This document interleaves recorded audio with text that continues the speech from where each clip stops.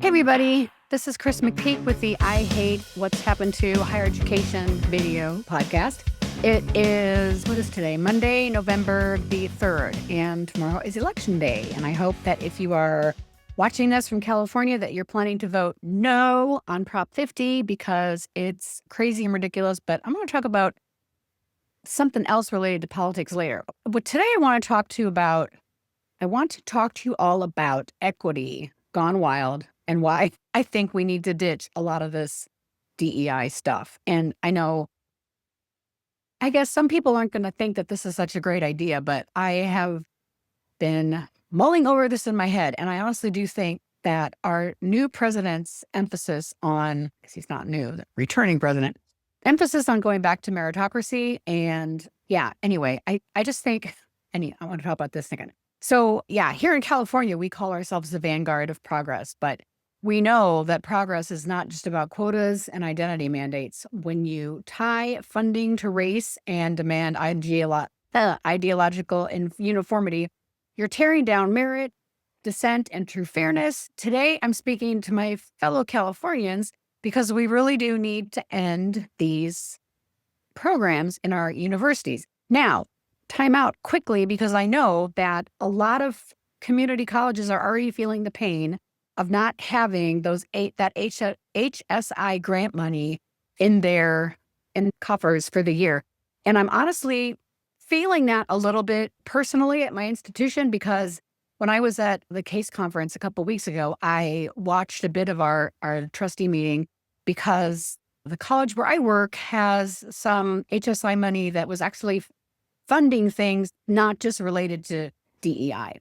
So this research that I had done about this kind of stuff, I'm going to kind of talk through because there's concerns I have. But anyway, let me get started. So in 1996, California passed Proposition 209, which prohibited state institutions from using race, sex, or ethnicity in public education, employment, or contracting. So that, my friends, means California already decided to make neutrality a constitutional principle for public institutions. So when DEI programs turn into race-based advantages, they actually risk running afoul of California's own laws.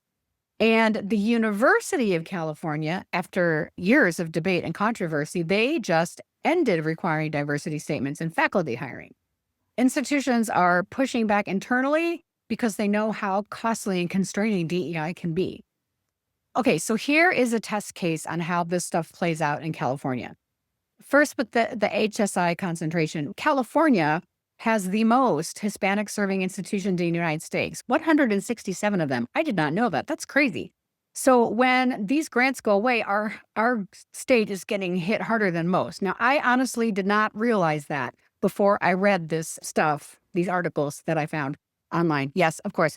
And so I'll just share this example right now. At our trustee meeting, a number of faculty members and administrators and managers were talking about programs that were going to be cut due to losing HSI money. And so I guess what I will say is that I feel sad.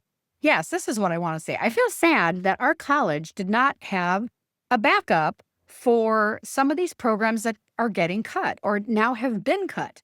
And I was thinking about this in January, knowing that Trump was going to get inaugurated and knowing that he was going to cut money to higher education, which again, I'm totally in favor of. But I feel like my institution and maybe a lot of other institutions, they did not prepare for this. So we did not have a backup plan in case things got cut. And so it's so easy to say, oh, well, look at Trump. He's taking away all these opportunities. That's not really the case. He's trying to make higher education belong to the states and be state funded and be state regulated. But when you've got all these colleges and universities relying on grant money that is coming from DEI initiatives, then you will never, ever have that. You will not have that consistency. I'm remembering now, going back to my years at Webster University, one year we did, and this was a small private college in St. Louis. My budget was maybe $300,000. I had 10 RAs and I was the only full-time professional person in the office. But within student life, our dean at the time had us all sit down and think about all of our initiatives and start with a zero-based budget. And anything that we really, really wanted, knew we had to cut from something else. And I will tell you, that is one of the hardest budgeting activities I've ever done in my life. But it made me put my values where my money and my values where my mouth is, because anything I wanted, like if I wanted to hire a graduate assistant to help me, I had to cut from someplace else in my budget. And that was really, really hard to do. So I think what's happened here, this California is a test case, that we have put so much reliance on that federal money is just going to come and we can do what we want with it within the grant, restrictions. But my God, it doesn't work, because as we can see now, there are really good programs that are going away because this money's going away.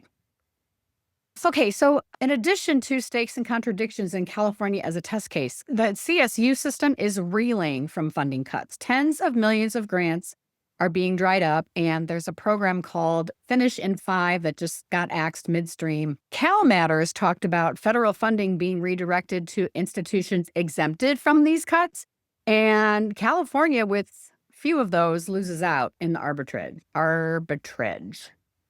The LA Times had written that the DOJ is investigating at least 4 California universities for illegal DEI practices and admission. And that's more than rhetoric, friends. That is the federal government actually knocking on our doors and saying, we don't think that you guys are playing fair and we think you're breaking the law. And while some California higher ed institutions are rolling back DEI requirements, the fact that that's even happening is suggesting that progressive institutions are realizing that a lot of this DEI stuff causes a lot of tension. Okay, let's talk about the argument against some of this stuff. But putting identity politics, identity funding, DEI stuff in our schools, it becomes a reverse preference in a colorblind state. So in California, we pride ourselves on diversity, but not at the cost of judicial fairness. If you're funding institution based on the racial profile of their students, you're giving some campuses an unfair advantage because of race. That spirit right there contradicts Prop 209 and equal protection ideals. So that's no good. Taxpayer burden and misallocation. Oh, holy crap. If you're in California, of course, you know that there's been a lot of talk about the $1 billion capital renovation that's happening here that we're paying for. Whereas, the new big, beautiful ballroom is not being funded by taxpayers. It's being funded by donors and President Trump himself, but that's neither here nor there. Yeah. Do you know our state is broke? California is basically broke. So where is all this money coming from? We have major fiscal challenges, and the DEI bureaucracies, mandated trainings, equity audits, that's expense. Those are expenses that are part of the bottom line. So that's what's called an ideological line item, and it's not healthy to our ability to pay for things that really things that really matter in the state, like labs, faculty pay, student services, those types of things. Chilling academic freedom in a politically charged state. Yeah. If your class or your job hinges on the right ideology, that's not education. That's what's called a soft cage. And frankly, I just don't want to say anything else about that. Our colleges and universities are universally culturally, politically loaded. And I think if even somebody from my campus got a hold of this and shared it with the president, I think they would try to get rid of me, which is disappointing because, it's freedom of speech. This is how I feel. But yeah, it can be really hard and really scary being a conservative in California colleges right now. Okay. All right. Well, let's move on to the cut is the correction in California. These cuts, not only to HSI and DEI, they're not a tax, but they are corrections. So in California, they force us to return to neutral criteria. Support students by need, merit, or resource groups, not racial beliefs or color of skin for that matter. I think I've talked about this before, but during COVID and after the George Floyd thing, my college did a book club where we all picked books that were decided on by the president of our college. And the book I chose was Right Fragility. I don't know, because I felt like it was speaking to me. And I was hoping that the other people in my reading group would maybe be a good diverse group of people, but it wasn't. It was all white people. And it turned out that there was a decision made to make all of the book discussion groups put together by race. So that was disappointing for me because I thought, how am I going to learn something? How am I going to understand something about the other races that I work with if I'm not being put in a position to be made to feel uncomfortable because of a feeling or something like that, which actually now that I look back on that, I hated the whole book club thing. It just was another way to divide people. But yeah, so need, merit, resource gaps, and not racial labels. And there's this difference. I do not like the term equity anymore because I don't think it's a fair assessment. That whole thing with the students stepping on the fence and this one student's here, they can see over, and then one student has a bit of a stump that they stand on, and one student's got a big old ladder, but that is just not reality. And it winds up enabling students and not permitting them to learn how to do shit by themselves. So anyway, okay, academic priorities. We should be funding labs, counselors, faculty, completion programs. We should not be funding the ideological police. And honestly, if I missed my DEI training for a semester, I shouldn't be afraid of losing my job. That money should be going to getting students the type of degree that they need to go do the next thing that they're going to do. And not, I love college too, but being a student for your whole life is not the way to go unless you're that butler in Springtime in the Rockies, if you've ever seen that movie with Betty Grable, but I digress. Freedom of thought. Hello. Let's just remove the race-based mandates and let ideas compete. Let's just talk like human beings and know that we're not trying to offend anybody. We're just trying to understand and share our feelings. And nobody, least of all, hello, the white people in the room, want to be told continually that because they're white, they're racist. And that just makes me sad. And then let's talk about sincere inclusion that hold genuine student structures like clubs and mentorships that they can survive without a bureaucratic DEI arm. There doesn't have to be a watchdog for every student club, making sure that everybody's represented. That's just a bunch of crap. So we want to have inclusion that's sincere, that has nothing to do with quotas and forcing things. So yes, a lot of this will cause institutional pain, but pain is not a kind of cruelty. It is the cost of growth.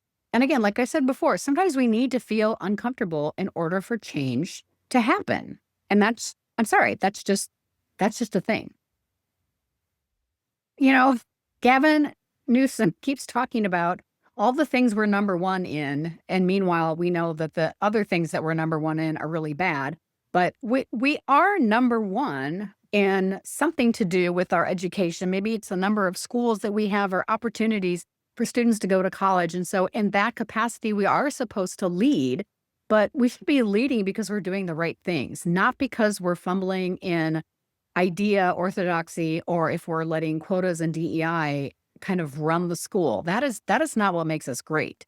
It's our programs and it's our students' ability to get jobs and our students' ability to participate in research and things like that, where they are really going to make a difference. So if we let quotas and DEI bureaucracies govern our public universities, we will risk turning this most progressive state into a place where free thought, fairness, and equality are optional. And that's not who we want to be. So yeah, to my fellow Californians, we have a choice. We can let all this stuff calcify higher ed, or we can reclaim education as a zone of possibility, not preordained identities. And I choose possibility. So let's stop funding this stuff. Let's invest in students, not quotas. And let's build a California where equal opportunity is more than a slogan. It is the law. And yeah, I think that's all I have to say for today. But I have lots of things I want to work on and share with you all. So I'm going to try to do a couple more of these today and get them edited and up. This is Chris with I Hate What's Happened to Higher Education, and thank you for